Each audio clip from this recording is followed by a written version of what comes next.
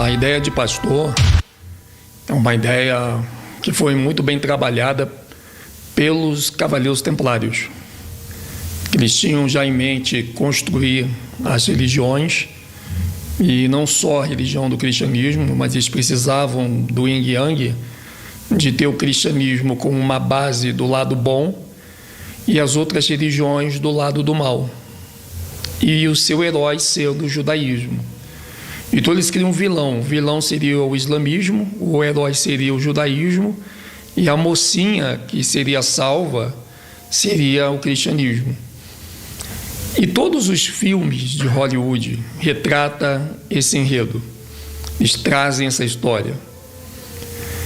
Quando nós vemos uma base de Davi, por exemplo, Davi foi um pastor de ovelhas, mas quando Davi ele é chamado para governar pessoas, ele deixa de ser pastor.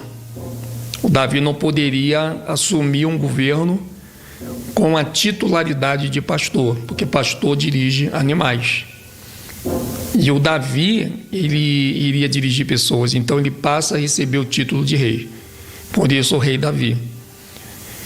Quando a gente vê hoje esse montão de pessoas querendo ser pastores, e aí se cria a figura do pastor evangélico. Então o pastor evangélico vai ser aquele pastor que deu, aliás, ele foi o pastor que deu certo, né? Porque quando você pega uma ideia de pastor evangélico, você está modificando tudo na Bíblia. E aí se você consegue modificar a palavra pastor, você consegue modificar todas as outras palavras. Então o pastor evangélico é o terceiro pastor que não existe no planeta. Isso foi criado para poder dar luz a uma religião que esconde a identidade de um povo que se encontra aqui, que são as 12 tribos de Israel. Tanto que você vai lá atrás na escravidão, aí você vê os navios chegando e os pretos então fazendo esse papel de escravos, né, os chamados negros. E nós temos hoje toda a população brasileira maldada em cima dessa história, com uma venda de uma identidade que não é a correta.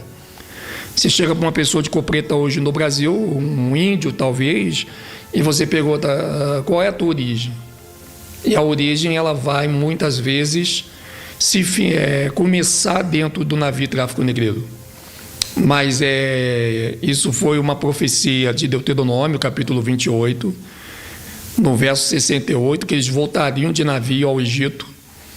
Lembrando que o Egito, ele não é um nome de um continente nem de um país, e muito menos de uma pessoa. O Egito, ele seria uma região aonde foi designado o próprio povo de Cã.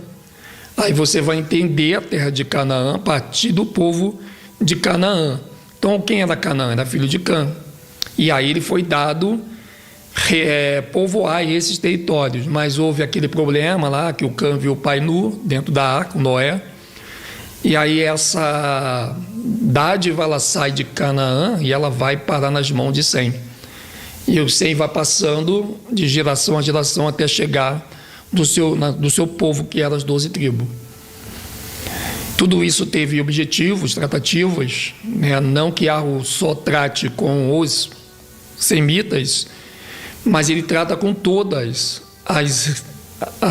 o povo humano. Então você vê aí que esse título de pastor, ele foi muito bem elaborado, mas ele acaba sim virando uma grande mentira, porque ninguém hoje pode ser pastor de seres humanos. Você pode ser pastor de animal, se você tem dinheiro para comprar animal, tem condição de morar no campo e apacentar os animais, as ovelhas, beleza, tranquilo. Mas não pessoas, porque aquele que lidera pessoas como pastor é um só, e o nome dele é Yahushua. Nós aprendemos a chamar erradamente de Jesus. Então Yahushua, esse sim é o bom pastor, porque ele dá sua vida pelas ovelhas. Os outros que vieram são ladrões salteadores. Você vai encontrar esta passagem no livro de João 10. Então, se você chama um homem de pastor, de seu pastor, você está se equivocando e errando duas vezes. Primeiro, que ele não é pastor. Segundo, que você não examinou as Escrituras para buscar de verdade o que quer dizer o pastor. Se você pegar, por exemplo, a sua Bíblia do Almeida, você que é evangélico, você vai ver que não existe dentro da Bíblia nenhuma imagem de pastor dentro de templo, de pastor batizando, de pastor pedindo dízimo, de pastor fazendo obra de Deus desse modelo que eles criaram, de pastor se envolvendo em oferta. Não existe.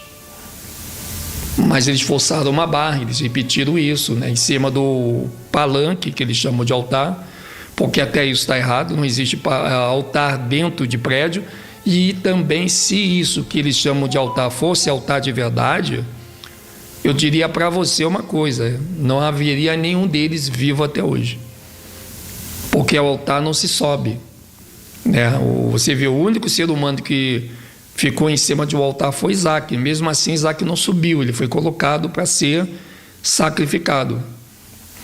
Mas aí veio o carneiro, foi dado no lugar de Isaac, só através dessa troca que Isaac poderia sair daquele altar. Então, muitas informações, elas estão deturpadas pelos senhores do mundo.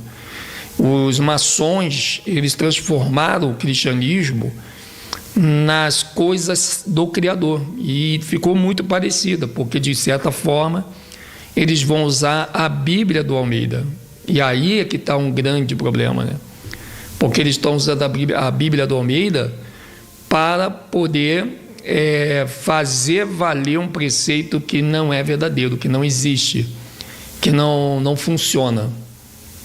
Então isso são coisas que as pessoas deveriam analisar dentro das suas abadias.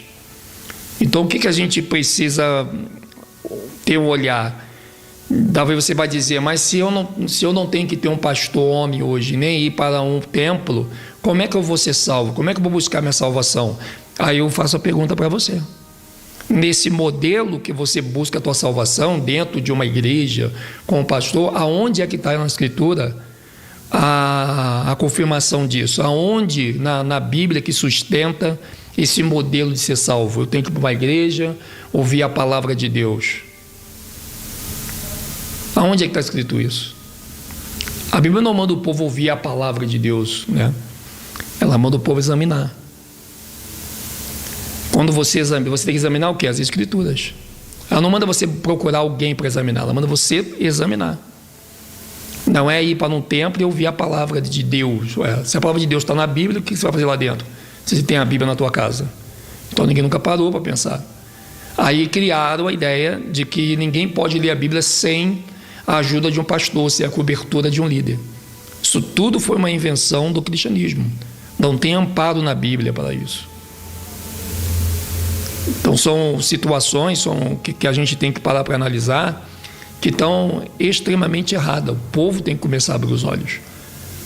Tanto que o Salvador lhe disse para aquela mulher lá no poço de Jacó, que não é para adorar nem no monte, nem em Jerusalém, onde fica o templo, mas chegará a hora que os seus verdadeiros adoradores o adorarão em espírito e em verdade. Então, como é que você adora o Pai? É ir para um templo pulando e cantando? Para você ir para o templo pular e cantar, você pega o teu rádio, pega o teu som, bota uma música muito alegre e você louva ele cantando. O que você não pode fazer na tua casa que você precisa ir no templo, que eles chamam de templo do Senhor? Não é verdade? Se você parar para analisar, o que você faz lá dentro do coletivo, você faz no individual. Então são apenas detalhes que a gente não para analisar, que acaba muitas vezes, você vê que hoje os líderes estão vindo para a internet. Não é verdade? Por quê? Porque talvez os líderes religiosos estão vendo que o povo está acordando, que o povo está enxergando, que tem alguma coisa errada. E isso é muito importante a gente perceber, que tem algo errado que está acontecendo aí demais. Eles estão fazendo algo erradíssimo, levando as pessoas ao erro, levando as pessoas ao pecado. Então, pastor, só existe um, que é o Salvador Yahushua. Se alguém quiser ser pastor, pega aí um animal, vai lá no pasto, vai lá pegar as ovelhas e dirigi-las.